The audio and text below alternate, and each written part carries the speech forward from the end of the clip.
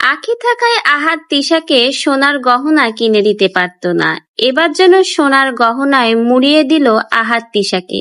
আর সেই সকল সোনার গহনা পরে পরে সুন্দর ভিডিও বানিয়ে শেয়ার করেছে এবার তিশা। যেন এই গহনাগুলো দেখে আঁখি জ্বলে যায়। হঠাৎ করে আহাদ কেন তিশাকে এত সোনার গহনা কিনে দিল?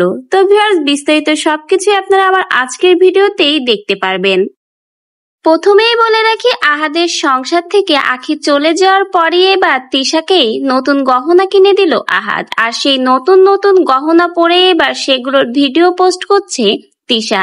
তিশা এবার একজোড়া চুড়ি সহ বেশ কয়েকটা হাতের আংটিও দেখিয়ে দিল। সাথে আহাদের জন্য জন্মদিনে সুন্দর একটা ব্রেসলেট গিফট করেছে, সেটার ছবিও পোস্ট করলো।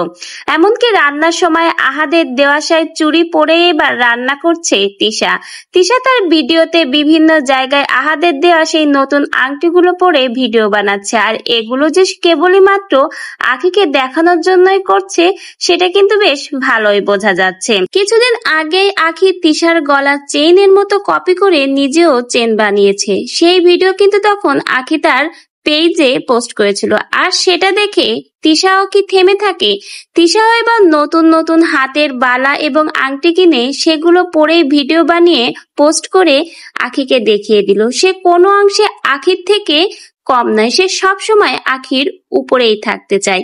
কিন্তু কথা হলো, কয়েকদিন আগেও যখন আহাদ আর তিশাকে আঁখি এবং আহাদের ডিভোর্স হওয়ার পর তাদের কাবিনের টাকা দিতে বলেছিল এবং আয়াসের খরচের টাকা দেওয়ার কথা উঠেছিল, তখনই কিন্তু তারা জানিয়েছিল তাদের কাছে এখন টাকা নেই।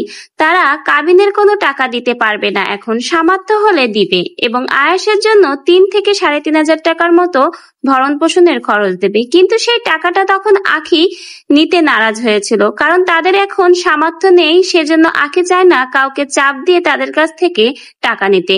কিন্তু কথা হলো, আহাদ আর তিশার কাছে তো টাকা নেই, তাহলে এত গহনা কিভাবে তারা কিনলো? এমনকি আহাদকে জন্মদিনে মোটা একটা ব্রেসলেটও গিফট করেছে তিশা।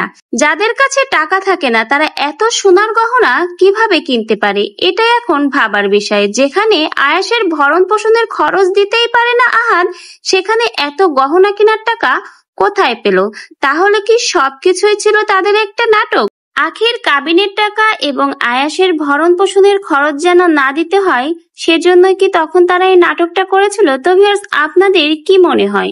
অবশ্যই আপনাদের মূল্যবান মন্তব্যটা কমেন্টে জানিয়ে যাবেন যে এটা কি আসলেই সত্যি নাটক ছিল, না নতুন কোনো পরিকল্পনা করছে তারা।